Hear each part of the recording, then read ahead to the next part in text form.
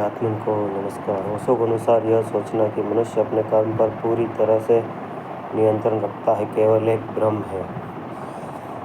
इस बुक का शीर्षक है कर्म पर नियंत्रण का भ्रम।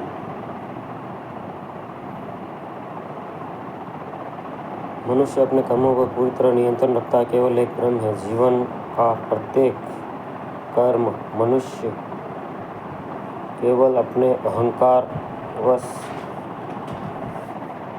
मानना है। वह अपने कर्मों का संपूर्ण स्वामी है। ओशो कहते हैं कि वास्तविक में जीवन एक प्रवाह है जिसमें सब कुछ अपना जुड़ा हुआ है। जब व्यक्ति गहरे सत्य को समझता है, अहंकार से, इस भ्रम से मुक्त होता है,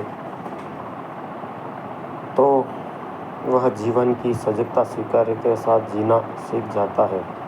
कर्म करना आवश्यक है, लेकिन उस पर निरंतर परिणाम की आसक्ति छोड़ देना सच्ची मुक्ति का मार्ग है।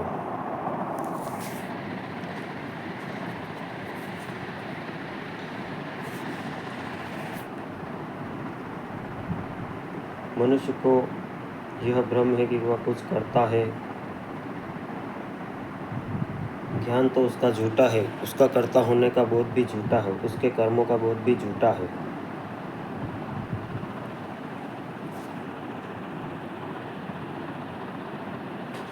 ये मनुष्य करीब एक यंत्र की भांति जीता है, एक चेतना की भांति कार्य करता है।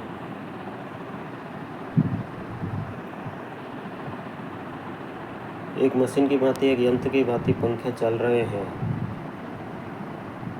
हमने इसकी बटन दबा दी है और उसने चलना शुरू कर दिया।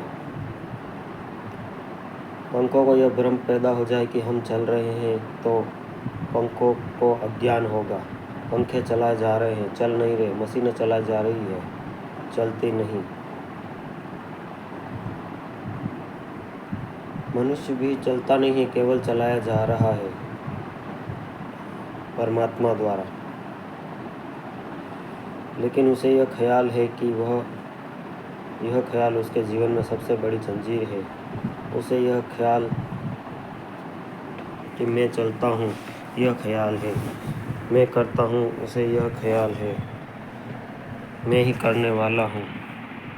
आपने कई बार देखा होगा कि कल मैंने क्रोध किया, लेकिन क्या आपने यह सोचा है कि क्रोध हुआ? क्रोध किया जाता है या हो जाता है? आपने क्रोध किया, ऐसा आपने सोचा होगा बहुत बार। लेकिन आपसे अभी कहा जाए क्रोध करो तो क्या आप करेंगे? आप क्रोध करने वाले नहीं थे, केवल एक मशीन की भांति चलित हुए। ये कोई आपको धक्का दे तो आपके भीतर जो क्रोध उठता है वह सचेतन नहीं है, वह कॉन्शियस नहीं है, वो अपने विचार पूर्वक नहीं है, तो भीतर क्रोध उठता है। क्रोध के आप मालिक नहीं हैं, इस क्रोध को करने वाले आप नहीं हैं। लेकिन हम कहते हैं कि रोज यही एक मैंने क्रोध किया। झूठ है यह।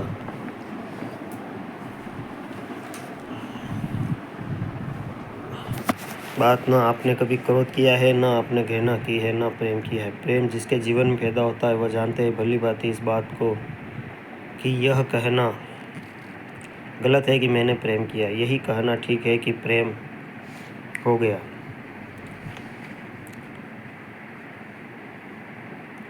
आप करते नहीं हैं, लेकिन कहते हैं हम यही कि मैंने प्रेम किया।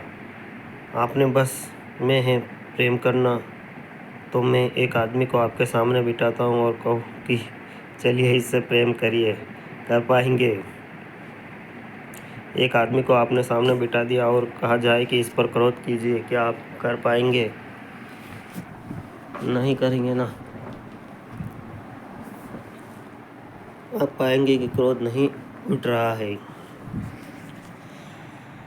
चाहे आप मुठिया बांधे, चाहे आप दांत बींचे, लेकिन आप पाएंगे कि भीतर कोई क्रोध नहीं है। यह सब एक्टिंग है, झूठा है, अभिनय है। जब आप जब आप क्रोध करते हैं तो वह वैसा होगा, यह अनजान होगा जिसके बिना जाने हो रहा है। जो आपने बिना जाने हो रहा है उसको आप मालिक नहीं हैं। आप अपने क्रोध के मालिक नहीं हैं। आप गुलाम हैं। आप मशीन की भांति व्यवहार कर रहे हैं। नियंत्रण का बोध सामान्यतः हमारा पूरा जीवन एक यंत्र की भांति है जिसमें हमारी कोई मालकियत, जिसमें हमारा कोई स्वामित्व है ही नहीं। आपके भीतर लोभ है, लोभ के मालिक है। आप लोभ को पैदा किया है। आपके भीतर गलत भावना है, गलत भावना में आपने उसे पाया, बच्चा युवा है और अचानक पाता है कि भीतर काम में शख्स ने एक तीव्र, उसके भीतर कोई वासना जागने लगी, जिसे जागते हुए पता है लेकिन जिसका वो मालिक नहीं है। वासना बिल्कुल अचेतन है, उसका कोई होश नहीं, कोई बोध नहीं। लेकिन शायद यह कहना यही होगा कि यह वासना मेरी है। अगर हम अपने चित्त को ठीक ठाक विश्लेषण करें तो अपने कर्मों का भी हम पाएंगे कि वे हमसे होते हैं, हम करने वाले नहीं हैं। वह कर्ता एक भ्रम है कि मैं कर रहा हूँ। ना आप जन्म के मालिक हैं, आप पैदा हुए, ना आप अपने जीवन के मालिक हैं। जीवन आपको मिला है, ना आप अपनी मृत्यु के मालिक हैं। मृत्यु घटित होती है। आप अपने श्वास के मालिक भी नहीं है जो भीतर और बाहर आ जा रही है। लेकिन आप कहते हैं कि श्वास ले रहा हूँ, इससे ज़्यादा झूठी बात हो नहीं सकती। आप श्वास ले रहे हैं तो फिर आपकी मृत्यु होनी असंभव है। मृत्यु खड़ी हो जाएगी। आप श्वास लिए ही जाना, तो क्या आप जी पाएंगे? जो आपके भीतर परमात्मा है वही श्वास ले रहा है, उसे नहीं लौटा सकेंगे। यह कहना गलत होगा कि मैं श्वास ले रहा हूँ। ठीक है कि श्वास आ रही है, जा रही है। इससे कहना गलत है कि मेरा जन्मदिन मुझे पूछा गया या किसी ने मेरा कोई बस है, मेरे जन्म पर मेरा कोई अधिकार है, मेरी कोई स्वीकृति है या नहीं, कहीं भी नहीं आता हूँ। जीवन जन्मता है, लेकिन मैं कहता हूँ कि मेरा जन्म श्वास चलती है, लेकिन मैं कहता हूँ कि मेरी श्वास मैं ले रहा हूँ। क्रोध उठता है, काम उठता है, लोभ उठता है, और मैं कहता हूँ कि मेरे क्रोध, मेरा प्रेम, मेरी गणा, मेरे मित्र, शत्रु, बहुत अनजाने, बहुत नासमझी से जो समझते हैं, सारी क्रिया बिल्कुल ये आंतरिक मैकेनिकल है। उनके हम स्वामित्व की घोषणा करते हैं और कहते हैं कि इनका मालिक मैं हूँ। इस बात की कसौटी इससे होगी कि आप अपने भीतर क्रोध हो। आप ना चाहे हम समझ सकेंगे कि आप क्रोध करते हैं। एक आदमी आपको गाली दे, आप चाहे तो क्रोध हो, चाहे क्रोध ना हो, हम समझे कि क्रोध के आप कर्ता हैं, क्रोध के आप मालिक हैं। लेकिन अगर आपके बिना चाहे सब होता है तब तो कठिनाई, बड़ी कठिनाई है। बुद्ध एक गांव के पास से निकले। कुछ लोगों ने आके बुद्ध को गालियाँ दी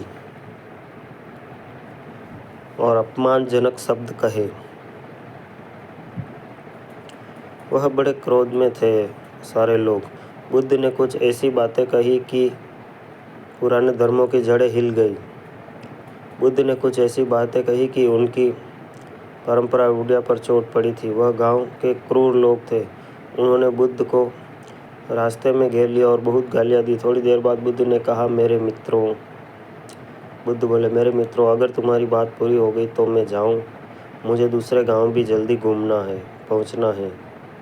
थोड़े हैरान हुए और उन्होंने कहा, हमने क्या कोई ऐसी बातें कही? क्या आप इतनी शांति से यह कहें कि मुझे दूसरे गांव जाना है। आपकी बातें पूरी हो गई। क्या हमने दी है गालियाँ आपको, अपमानजनक गालियाँ दी है, शब्द विष भरी बातें? क्या आपके भीतर कोई क्रोध पैदा नहीं हुआ? बुद्ध ने कहा, थोड़ी देर रुककर, 10 साल पहले अगर मैं आता तो मुझे क्रोध होता, घृणा होती, तब सब होता था क्योंकि मैं मौजूद नहीं था, मैं अनुपस्थित था। मैं अपने जीवन के प्रति सचेतन नहीं था, जागृत नहीं था, सोया हुआ था। सब होता था। पर 10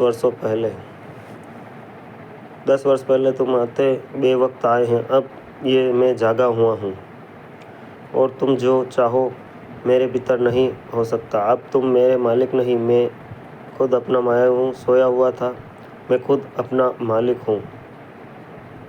तुमने गालियाँ दी लेकिन मैंने गालियाँ ली नहीं। मैं गालियाँ लेने से इनकार करता हूँ। इसमें मेहनत का श्रम उठाया। तुम गांव के बाहर इस भरी दोपहरी में आए। तुमने ना मालूम कितनी पीड़ा झेली होगी, तभी तो तुम इतने विष भरे शब्द लेकर आए। लेकिन ठीक है, तुमने बोला, लेकिन तुम अकेले थोड़े ही इस लेन देन में हो, भागीदार होना चाहिए। तुमने दिया, मुझे लेना चाहिए, तभी मैं गाली अर्थपूर्ण होगी। मैंने लेने से इनकार करता रहा, तुम बड़ी मुश्किल में पड़ोगे। अब इन गालियों का क्या करोगे, कहाँ ले जाओगे? क्योंकि पिछले गांव में कुछ लोग फूल और फल और मिठाइयाँ लेकर आए थे और मैंने उनसे कहा, मित्रों, मेरा पेट भरा है। तो वह वापस ले गए। उन्होंने क्या किया होगा? भीड़ में से किसी ने कहा, अपने घर ले गए होंगे, अपने बच्चों को बांट दी होगी। बुद्ध ने कहा, तुम बड़ी मुश्किल में पड़ गए हो, गालियाँ लेकर आए हो, तुम वापस गालियाँ लेकर जाओगे, क्या करोगे? किसमें बांटोगे, किसको दोगे? गालियाँ लेने से मैं तो इनकार करता हूँ, मैं अपना मालिक हूँ। लेकिन जब आपको गाली देता तब आप लेने से इनकार कर देते। पता नहीं गाली पूरी नहीं हो पाती कि आप तक पहुंच गई होती। उसकी गाली समाप्त थी। नहीं हो पाती क्योंकि आपके भीतर कुछ होना शुरू हो जाता है जो क्रोध है। आप इस क्रोध के मालिक कैसे हो सकते हैं? दूसरा है, आपका मालिक जो गाली दे रहा है, उसके हाथ में है आपकी चाबी। हम सब बाहर से चलित हैं, सबको कोई चला रहा है। एक आदमी 2 मीठे शब्द बोल देता है और हम प्रसन्न हो जाते हैं। यह हमारी प्रसन्नता, मुस्कुराहट हमारी नहीं। एक आदमी गाली देता है, हम दुखी हो जाते हैं। यह दुख हमारा नहीं है, दोनों बाहर से पैदा किए गए हैं। इस संबंध में 2 तथ्य आपसे कहना चाहता हूँ। पहला, मनुष्य के जितने कर्म हैं सभी यांत्रिक हैं। दूसरा, मनुष्य के जितने कर्म हैं उन्हें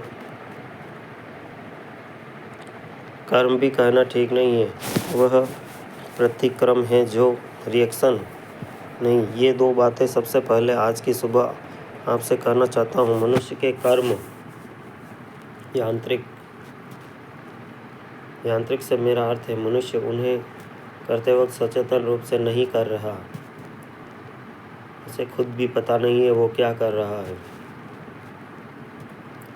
खुद का कोई पता नहीं क्यों हो रही है बातें। भीतर आपको पता है कि आपके भीतर क्रोध पैदा होता है, आपको पता है आपके भीतर अहंकार पैदा होता है। इतना सुनते ही सभी लोग बुद्ध के चरणों में गिर पड़े और अपने लिए माफ़ी मांगी। इसके बाद ओशो कहते हैं, आपको पता है क्या लोभ पैदा होता है? क्या आपको पता है कि क्यों पैदा होता है लोभ? कुछ भी पता नहीं। अंधी ताकतें हाथ में हमें खिलवाड़ के शायद ज़्यादा नहीं मालूम। कुछ होता है, हम उसके शिकार हैं। क्यों होता है? कोई बोध हमें नहीं। पहली बात इसलिए हमें कोई बोध नहीं, इसलिए हमारे कर्मों को यांत्रिक कह रहा हूँ, मैकेनिकल मशीन की भांति। दूसरी बात, हमें कर्म भी नहीं करना चाहिए। प्रतिकर्म वो होता है जो हमारे भीतर से अभिपूर्ण हो। प्रतिकर्म रिएक्शन उसे कहूँगा जो बाहर से हमारे भीतर पैदा कर दिया जाए। एक आदमी आपको क्रोध पैदा किया जाए, आपके भीतर से पैदा नहीं हुआ, किसी से बाहर से उसकी जो प्रतिकर्म कहे कर्म नहीं तो रिएक्शन है। आपने कभी ऐसा कोई कर्म किया है जो आपके भीतर से पैदा हुआ हो, जिसका आविर्भाव अपने भीतर से आया हो? बस आज इतना ही। आप सबके अंदर बैठे परमात्मा को प्रणाम करता हूँ।